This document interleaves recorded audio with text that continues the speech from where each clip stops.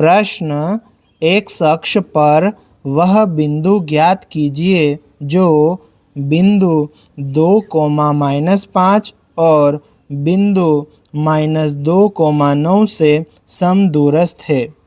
इस प्रश्न में हमें एक्स अक्ष पर एक ऐसा बिंदु ज्ञात करना है जो बिंदु 2, -5 और बिंदु -2, 9 से समदूरस्थ है, मतलब समान दूरी पर स्थित है। इस प्रश्न को हल करने के लिए हम लिखेंगे हल और उसके बाद में लिखेंगे हम जानते हैं कि एक्स अक्ष पर स्थित कोई भी बिंदु x, 0 के रूप का होता है। यहाँ पर हम जानते हैं कि x अक्ष पर स्थित किसी भी बिंदु के निर्देशांक x, 0 के रूप में होते हैं, जहाँ पर x निर्देशांक का मान कोई भी संख्या हो सकती है और y निर्देशांक का मान हमेशा 0 होता है। अब हम क्या करेंगे, हमें x अक्ष पर स्थित बिंदु ज्ञात करना है, ठीक है, और वो बिंदु प्रश्न में दिए हुए इन दो बिंदुओं से समान दूरी पर स्थित है ना। तो इनको हम कुछ मान लेते हैं, है ना। एक्स अक्ष पर स्थित बिंदु को P मान लेंगे और इन दोनों बिंदुओं को A और B मान लेंगे, ठीक है। तो हम यहाँ पर लिख लेते हैं, अतः माना कि बिंदु P, एक्स अक्ष पर स्थित बिंदु जो है उसको हम P मान लेंगे जिसके निर्देशांक x, 0 है, और पहले वाले बिंदु को A मान लेंगे जिसके निर्देशांक 2, -5 और दूसरे वाले बिंदु को B मान लेंगे जिसके निर्देशांक -2, 9 है। इन दोनों बिंदुओं से ये वाला बिंदु समदूरस्थ है, मतलब समान दूरी पर स्थित है। यहाँ पर इस लाइन का मतलब ये है कि बिंदु P और बिंदु A, इन दोनों के बीच की दूरी बिंदु P और बिंदु B, इन दोनों के बीच की दूरी के बराबर है। तब हम लिखेंगे कि P से A तक की दूरी PA और P से B तक की दूरी PB, ये दोनों ही दूरियां बराबर है, ठीक है। अब ये दो बिंदुओं के बीच की दूरी है और ये भी दो बिंदुओं के बीच की दूरी है ना। और दो बिंदुओं के बीच की दूरी ज्ञात करने का सूत्र लगाएंगे तो वो हमें करनी में मिलेगा, ठीक है। और उस पूरे को हमें हल करना होगा, तो हम क्या करेंगे, पहले इन दोनों पक्षों का वर्ग कर देंगे ताकि वर्ग से वो करनी हट जाए, है ना। तो हम क्या करेंगे, PA का वर्ग कर देंगे और PB का भी वर्ग कर देंगे, ठीक है। अब हम इसको आगे हल कर लेते हैं।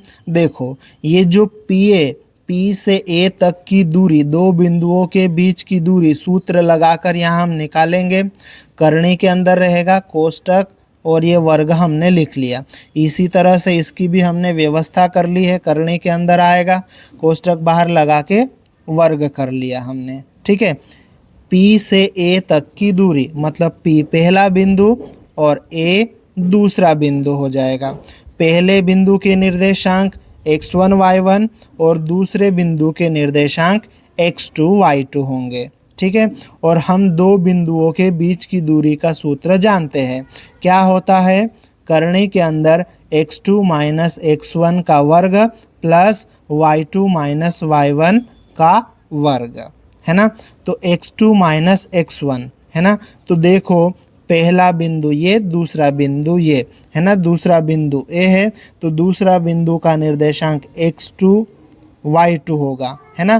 तो x2 और y2 को पहले लिख लेते हैं। x2 का मान कितना है 2, y2 का मान कितना है -5, है ना, -5, ठीक। और उसके बाद में माइनस लगेगा, फिर x1 और y1 यहाँ लिखा जाएगा। पहला बिंदु P, तो ये x1, y1, x1 कितना है x, y1 कितना है 0, ठीक है। तो ये हमने लिख लिया, x2 - x1 इसका वर्ग, ये y2 - y1 इसका वर्ग और बीच में प्लस। ठीक है, ठीक इसी तरह से पी बी निकाल लेते हैं। पी पहला बिंदु है, बी दूसरा बिंदु है, तो बी के निर्देशांक देखो ये x2 y2 हो जाएगा। x2 कितना है -2, y2 कितना हो जाएगा 9। ठीक, फिर माइनस लगेगा, फिर P पहला बिंदु रहेगा, x1 कितना है x, y1 0, x1 और ये y1। ठीक है, तो देखो ये x2 माइनस x1 पूरे का वर्ग प्लस y2 माइनस y1 और इस पूरे का वर्ग। यहाँ पर हमने दो बिंदुओं के बीच की दूरी का सूत्र लगा दिया। ठीक, अब इसको आगे हम सोल्व कर लेते हैं। तो देखो वर्ग से वर्गमूल यानी करनी हट जाएगी। ठीक है, तो अंदर की चीज़ें इतनी बचेगी हमारे पास में, तो ये बचेगा 2 माइनस एक्स इसका वर्ग प्लस -5 में से 0 माइनस करेंगे, क्या आएगा -5 ही आएगा इसका वर्ग, ये बराबर का चिन्ह। ठीक, यहाँ पर भी वर्ग से वर्गमूल है ना, वर्ग से करनी हट जाएगी। ठीक है, और ये वाला आ जाएगा। इसमें हम क्या करते हैं, दोनों जगह माइनस है तो माइनस को कॉमन ले लेते हैं और ये 2 प्लस का हो जाएगा, x भी प्लस का हो जाएगा। ठीक है, और इस पूरे का वर्ग है ये। ठीक, फिर ये प्लस 9 माइनस 0 कितना आएगा 9 और उसका वर्ग। अब यहाँ पर आगे क्या होगा, a माइनस बी पूरे का वर्ग, ये वाला सूत्र लग जाएगा। सूत्र क्या कहता है, a का वर्ग प्लस b का वर्ग माइनस 2ab। ठीक है, तो a की जगह हमारे पास में 2 है तो a का वर्ग प्लस b की जगह हमारे पास में x है तो b का वर्ग, फिर माइनस, फिर 2, फिर गुणित a कितना है 2 गुणित b कितना है x। ये हमने यहाँ पर सूत्र लगा दिया। फिर ये प्लस आ जाएगा, -5 का वर्ग, माइनस का वर्ग क्या हो जाएगा प्लस, 5 का वर्ग कितना हो जाएगा 25 हो जाएगा। ठीक है, फिर ये बराबर का चिन्ह ठीक लगा दिया हमने। अब देखो ये इस पूरे का वर्ग है तो इस माइनस का वर्ग होगा तो वो प्लस हो जाएगा। अंदर वाले को देखो जरा, a प्लस बी और पूरे का वर्ग, तो a प्लस बी का वर्ग वाला सूत्र लग जाएगा। सूत्र क्या कहता है, a प्लस बी पूरे का वर्ग बराबर a का वर्ग प्लस b का वर्ग प्लस 2ab होता है। तो a की जगह पर कितना है 2, इसका वर्ग प्लस b की जगह पर कितना है x, इसका वर्ग प्लस 2 आएगा गुणित, फिर क्या आएगा a कितना है 2 गुणित b कितना है x। यहाँ पर हमने सूत्र लगा दिया, प्लस 9 का वर्ग क्या हो जाएगा 81। अब इसको आगे और सोल्व कर लेते हैं। 2 का वर्ग कितना हो जाएगा 4 हो जाएगा, प्लस ये x वर्ग माइनस 2 गुणित 2 4 गुणित x 4x हो जाएगा, ये प्लस 25 हो जाएगा, बराबर का चिन्ह।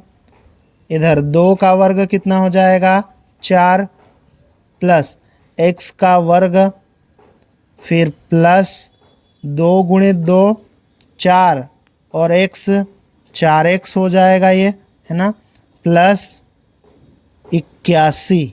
ठीक है, इसको आगे और सोल्व कर लेते हैं। तो यहाँ क्या आएगा, x वर्ग आ जाएगा माइनस 4x हो जाएगा, फिर प्लस 4 और 25 को जोड़ लेते हैं, कितना हो जाएगा 29 हो जाएगा। फिर ये बराबर का चिन्ह, यहाँ पे आ जाएगा x वर्ग प्लस 4x प्लस 4 और 81 को जोड़ लेते हैं तो ये कितना हो जाएगा 85। ठीक, अब आगे हम क्या करते हैं, x वालों को एक तरफ कर लेते हैं और संख्याओं को दूसरी तरफ कर लेते हैं। ठीक है, तो यहाँ आ जाएगा ये x वर्ग, ये माइनस 4x, है ना। उधर से भी ले आते हैं, x वर्ग को इधर लाएंगे तो माइनस का x वर्ग, ये 4x को इधर लाएंगे तो माइनस का 4x हो जाएगा। ठीक, फिर ये बराबर का चिन्ह, बराबर के उधर क्या है 85। ठीक, और इधर वाला ये 29, इसको भी बराबर के उधर भेज देंगे तो ये कितना हो जाएगा माइनस 29। ठीक है, ये x वर्ग प्लस का, ये माइनस का, दोनों के चिन्ह अलग अलग है तो ये कट जाएंगे। ठीक है, अब देखो ये माइनस 4x, ये भी माइनस 4x, दोनों का चिन्ह सेम है ना, तो ये दोनों जुड़ जाएंगे, कितना हो जाएगा माइनस 8x हो जाएगा। ये बराबर का चिन्ह, 85 में से 29 घटाएंगे तो हमारे पास में कितना आ जाएगा 56 आ जाएगा। ठीक है, यहाँ पर हमें x का मान निकालना है। ठीक है, तो x के साथ में -8 गुणा में है, बराबर के उधर जाएगा तो 56 के बटे में चले जाएगा, तो ये हो जाएगा x बराबर 56 बटे में -8। अब आगे x बराबर 56 में 8 से भाग देंगे तो कितना आएगा 7, पर ये 8 माइनस का है इसलिए कितना आएगा -7। इस तरह से x का मान कितना आ गया -7। और हमने बिंदु क्या माना था, बिंदु माना था x, 0, है ना, तो x की जगह -7 लिख देंगे तो बिंदु हो जाएगा -7, 0। तो इसको हम यहाँ पर लिख लेते हैं। अतः x अक्ष पर स्थित अभीष्ट बिंदु -7, 0 है और यही हमारा उत्तर है।